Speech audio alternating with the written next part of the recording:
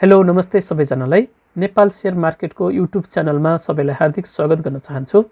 Share market तथा IPO सम्बन्धी सधैँ नयाँ तथा जानकारीमूलक भिडियो लिएर उपस्थित हुने क्रममा आज पनि हजुरहरूमाझ अर्को एउटा महत्त्वपूर्ण टपिक लिएर उपस्थित भइसकेको छु। शेयर बजारमा धेरै समयको प्यानिक सिचुएसनपछि फेरि रौनकता फर्किएको छ। नेप्से सूचकमा आकर्षक वृद्धि हुँदा खरिद बिक्री रकममा पनि सुधार भएको छ। यो साता पुँजी बजारले नयाँ मोड लिने सङ्केत पनि गरेको छ। लामो समयदेखि बियरिस प्रवृत्ति देखाइरहेको नेप्सेमा केही दिन यता चमक आउन थालेको हो।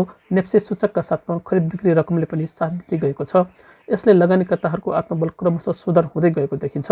साताको अन्तिम दिन बिहिबार नेप्से सूचक 12.53 अङ्कले बढेर 2520.23 को बिन्दुमा पुगेको छ। 4 अर्ब 49 करोड रुपियाँभन्दा बढीको सेयर कारोबार भएको छ।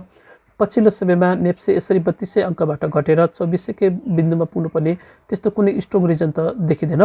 जस्ट इन्भेस्टरहरूको नेगेटिभ सेन्टिमेन्ट हाबी हुँदा चाहिँ सेयर मार्केटमा गिरावट आएको थियो। विशेष गरी बजारमा नयाँ प्रवेश गरेका र बजार बेसरी घटेको नदेखेका लगानीकर्ताहरू बढी प्यानिक भएर सेयर बेच्दा बजार घट्ने क्रमले चाहिँ निरन्तरता पाएको थियो। सेयर बजार घट्नुको एउटा मेन रिजन थियो त केवल तरलताको अभाव थियो। राष्ट्र बैंकले मौद्रिक नीति मार्फत सीडीसी रेसियोलाई हटाएर सीडी रेसियो लागू गर्दा बैंक तथा वित्तीय संस्थाहरूको ऋण दिन सक्ने क्षमता खुम्चिँदा सेयर बजारले घट्ने क्रमलाई निरन्तरता पाउन सहयोग पुगेको थियो। तर आजको दिनमा तरलता सम्बन्धी नीतिगत सुधार पनि भइसकेको छ। अर्थ मन्त्रालय र केन्द्रीय बैंकले एकसाथ दुईवटा नीतिगत सुधारका काम गरेका छन्, जसले वित्तीय प्रणालीमा प्रत्यक्ष रूपमा तरलता वृद्धि गर्न सहयोग पुग्ने भएको छ। यही कारणले पेनिक अवस्थामा पुगेको शेयर बजारमा एकाएक सुधार पनि देखिएको हो। अर्थ मन्त्रालयले स्थानीय निकायको सञ्चित कोषको 80% रकमलाई निक्षेपमा गणना गर्न पाउने व्यवस्था गरेको छ। यसबाट तत्कालै वित्तीय प्रणालीमा झन्डै 1 खर्ब रुपियाँ तरलता वृद्धि हुनेछ। यो शेयर बजारका लागि निकै नै सकारात्मक पाटो देखिएको छ।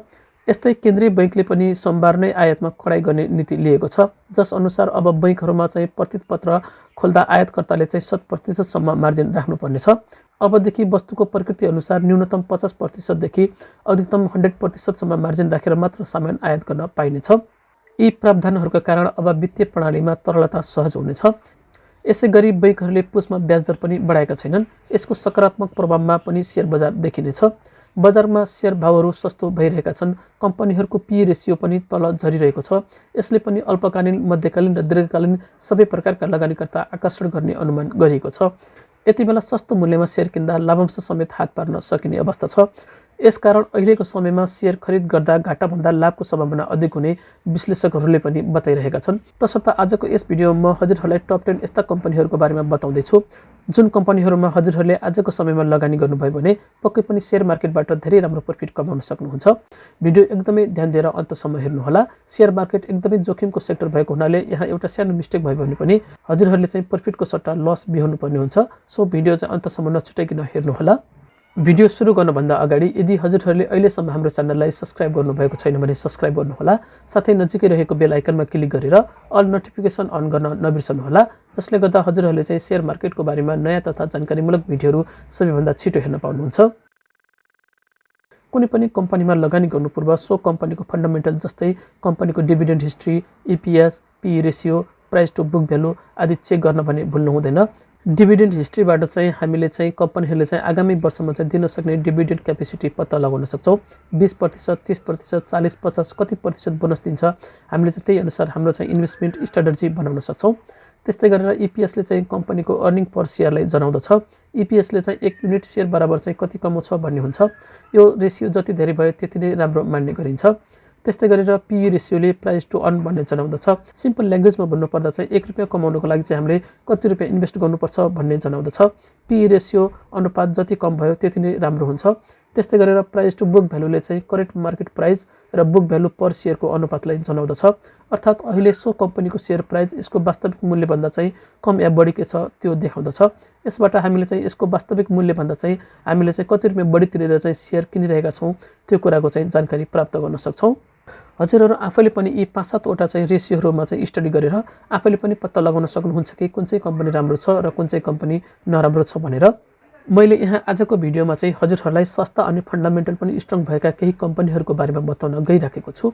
नबिल बैंक लिमिटेड, यसले चाहिँ आफ्ना शेयर होल्डरहरूलाई चाहिँ 35 देखि 60% सम्म बोनस डिभिडेन्ड दिँदै आइरहेको छ र यसको इपिएस भने 32.14 रहेको छ भने पी रेसियो 46.2 रहेको छ। त्यस्तै गरेर बुक भ्यालु 247 रुपियाँ 31 पैसा रहेको छ। यसले चाहिँ 2077-78 मा आफ्ना शेयर होल्डरहरूलाई चाहिँ 38% डिभिडेन्ड दिने घोषणा गरेको छ र यसको अहिलेसम्म पनि बुक क्लोज भएको छैन, अर्थात् डिसेम्बर 30 सम्म चाहिँ यसको शेयर किनिसक्नुपर्ने हुन्छ र यसको चाहिँ मार्केट प्राइस अहिले 1485 रुपियाँ रहेको छ र यसको प्राइस चाहिँ यसभन्दा अघिका समयमा चाहिँ 1740 रुपियाँसम्म पुगेको थियो। त्यस्तै गरेर अर्को कम्पनी रहेको छ एग्रिकल्चरल डेभलपमेन्ट बैंक लिमिटेड। यसको सिम्बल एडिबिएल रहेको छ। यसले चाहिँ आफ्ना शेयर होल्डरहरूलाई चाहिँ 15 देखि 30% सम्म बोनस डिभिडेन्ड दिँदै आइरहेको छ।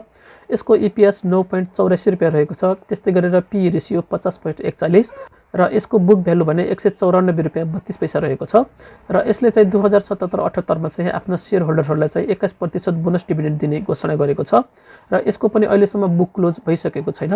यानि कि हजुरहरूले चाहिँ यस कम्पनीको शेयर चाहिँ आज किन्नुभयो भने हजुरहरूले चाहिँ यस कम्पनीले दिने 21% डिभिडेन्ड रिसिभ गर्न सक्नुहुन्छ र यसको बुक क्लोज डेट भने 31 डिसेम्बरमा रहेको छ, अर्थात् हजुरले चाहिँ यसको डिभिडेन्ड खानी हो भने चाहिँ हजुरले चाहिँ डिसेम्बर 30 सम्म चाहिँ यसको शेयर किनिसक्नुपर्ने हुन्छ र यसको चाहिँ लेटेस्ट मार्केट प्राइस रहेको छ 496 रुपियाँ र यसको चाहिँ हाई मूल्य चाहिँ 52 विक्स भित्र चाहिँ 620 रुपियाँसम्म पुगेको थियो।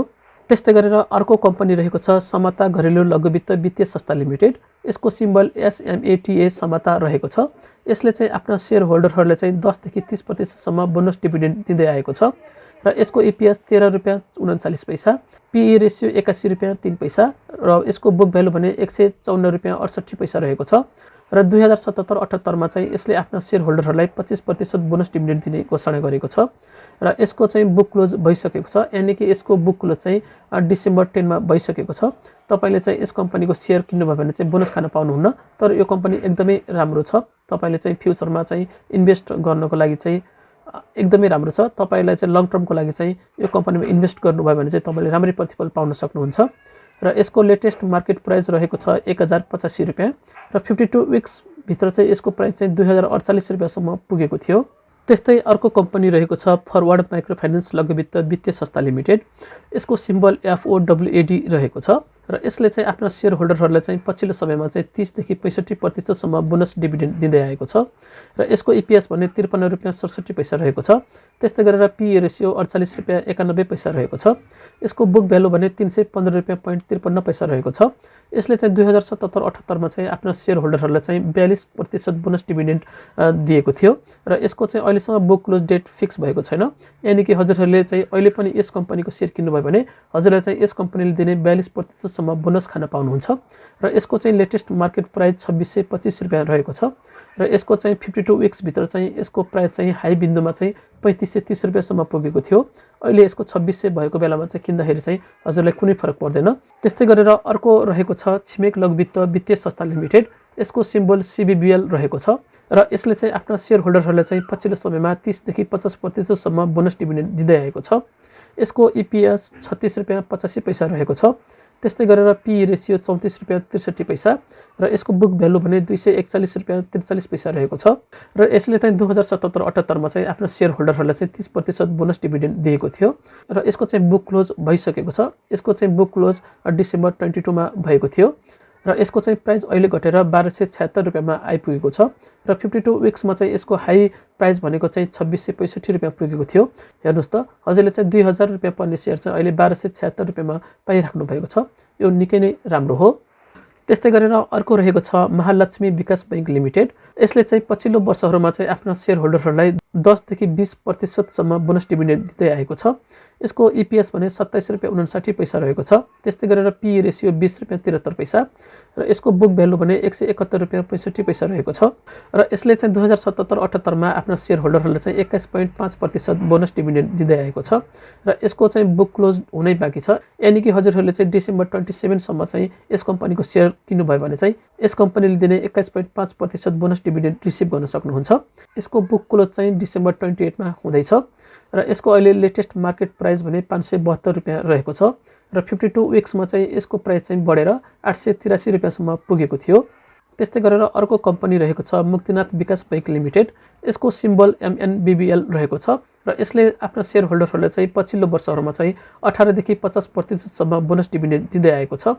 यसको EPS 24 रुपैयाँ 44 पैसा रहेको छ भने PE रेसियो 20 रुपैयाँ 42 पैसा रहेको छ र यसको बुक भ्यालु भने 140 रुपैयाँ 95 पैसा रहेको छ र 2077-78 मा यसले आफ्ना शेयर होल्डरहरूलाई चाहिँ 18.50% बोनस डिभिडेन्ड दिएको थियो र यसको बुक क्लोज भने भइसकेको छ।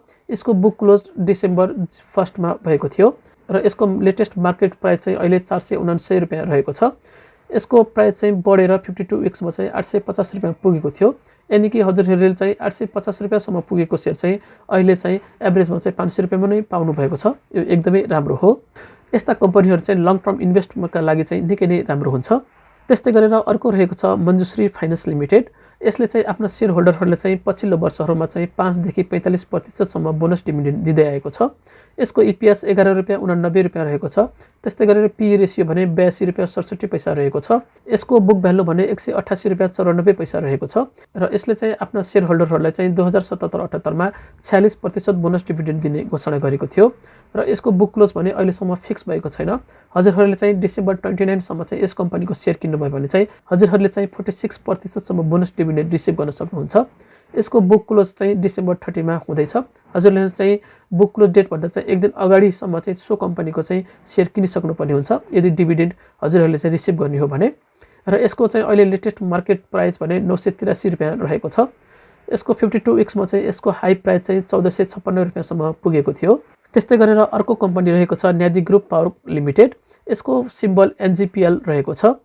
यसले आफ्ना शेयर होल्डरहरूलाई चाहिँ पछिल्लो वर्षहरूमा चाहिँ 5 देखि 20% बोनस डिभिडेन्ड दिँदै आएको छ। यसको EPS भने 11 रुपैयाँ 34 पैसा रहेको छ। त्यस्तै गरेर PE रेसियो 55 रुपैयाँ 47 पैसा रहेको छ। यसको बुक भ्यालु भने 103 रुपैयाँ 87 पैसा रहेको छ र यसले चाहिँ 2077-78 मा आफ्ना शेयर होल्डरहरूलाई चाहिँ 21.5% बोनस डिभिडेन्ड दिएको थियो र यसको पनि बुक क्लोज भइसकेको छ। यसको बुक क्लोज चाहिँ सेप्टेम्बर 3 मा भएको थियो र यसको चाहिँ अहिलेको लेटेस्ट मार्केट प्राइस 629 रुपैयाँ रहेको छ र 52 विक्समा चाहिँ यसको चाहिँ प्राइस चाहिँ बढेर चाहिँ 1397 रुपैयाँसम्म पुगेको थियो। हेर्नुहोस् त हजुरहरूले चाहिँ 1397 रुपैयाँ पुगेको शेयर चाहिँ अहिले 629 रुपैयाँमा पाइराख्नु भएको छ। यो चाहिँ शेयरमा लगानी गर्ने नयाँ लगानीकर्ताको लागि चाहिँ एउटा सुनौलो अवसर हो।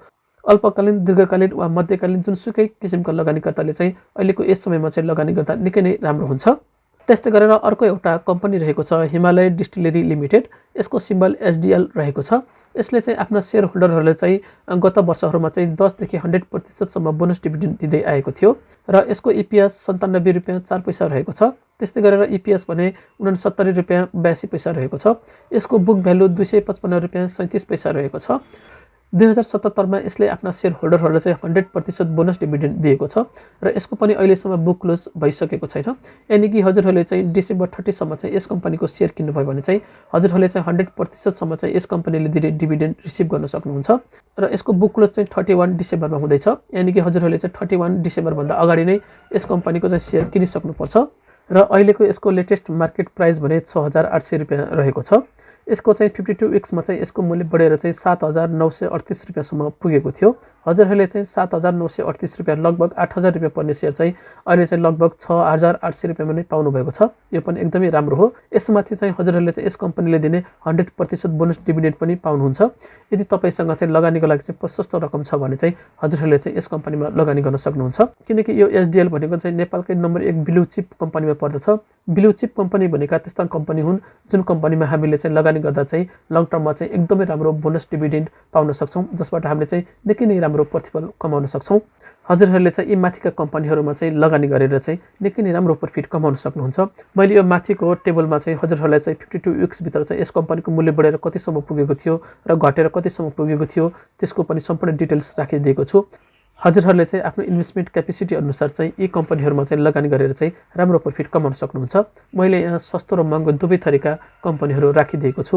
अब यसरी पुसको पहिलो साता पनि समाप्त भइसकेको छ। अब सरकारी खर्च बढ्न थाल्ने अनुमान गर्न सकिन्छ। त्यस्तै स्थानीय निकायको निर्वाचन मिति पनि नजिक आइसकेको छ।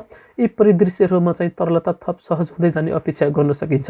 लगानी गर्दा सर्वसाधारण लगानीकर्ताले चाहिँ सबल वित्तीय सूचक भएका लाभांश क्षमता मजबुत भएकै कम्पनीमा लगानी गर्न चाहिँ विज्ञहरूले पनि सुझाव दिँदै आइरहेका छन्। सबल कम्पनीको लगानीले बजारमा हुने जोखिमलाई न्यूनीकरण गर्न सजिलो हुन सक्छ, किनभने सबल र ग्रोथ स्टकमा उच्च लाभांश क्षमताका साथै भविष्यमा कम्पनीले चाहिँ थप मुनाफा आर्जन गर्ने सक्ने सम्भावना पनि रहन्छ। लगानीकर्ताले चाहिँ कम्पनीको लाभांश क्षमता, व्यवसाय विस्तारको सम्भावना, भावी योजनाहरू पनि हेर्नुपर्छ। लगानी गर्दा जोखिम वहन गर्ने क्षमतामा पनि ध्यान दिन बिर्सनु नहुने विश्लेषकहरूले बताउँछन्। अल्पकालीन, मध्यकालीन वा दीर्घकालीन कुन अवधिका लागि किन्ने भन्ने चाहिँ यकिन हुन जरुरी छ र लगानी गरिएका कम्पनीको आधारभूत पक्षमा पनि ध्यान दिन भने भुल्नु हुँदैन। मैले यो माथिको टेबलमा चाहिँ हजुरले सम्पूर्ण चाहिँ फन्डामेन्टल स्ट्रङ भएका कम्पनीहरूमा चाहिँ बताएको छु। हजुरहरू आफैले पनि स्टडी गरेर चाहिँ लगानी गर्न सक्नुहुन्छ र कतिपय कम्पनीको लाभांश चाहिँ अझै पनि हात पर्न सकिने सम्भावना पनि रहेको छ। सेयर बजार सधैँ एउटै र सिधै रेखामा हिँड्ने गर्दैन, तलमाथि गर्नु नै यसको प्रमुख विशेषता हुन्छ। हजुरहरूले चाहिँ यी सबै कुरा बुझेर चाहिँ सेयर मार्केटमा चाहिँ लगानी गर्नुभयो भने चाहिँ हजुरहरूले पक्कै पनि लङ टर्ममा चाहिँ सेयर मार्केटबाट निकै नै राम्रो प्रतिफल प्राप्त गर्न सक्नुहुन्छ। आगामी भिडियो सेयर मार्केटमा सर्ट टाइममा चाहिँ कसरी हाई प्रफिट कमाउने भनेर चाहिँ मैले केही ट्रिकहरू लिएर आउनेछु। यदि हजुरहरू पनि यस्ता किसिमका भिडियो चाहिँ मिस गर्न चाहनुहुन्न भने चाहिँ हाम्रो च्यानललाई सब्सक्राइब गरेर अप टु डेट रहन सक्नुहुन्छ। र आशा गर्दछु आजको यस भिडियो हजुरहरूलाई मन पर्यो होला। यदि मन पर्यो भने लाइक गर्न नबिर्सनु होला र सेयर मार्केट सम्बन्धी कुनै जिज्ञासा छ भने चाहिँ हामीलाई कमेन्ट बक्समा कमेन्ट पनि गर्न सक्नुहुन्छ। अहिलेसम्म भिडियो हेरेर साथ दिनुभयो सबैलाई धेरै धेरै धन्यवाद।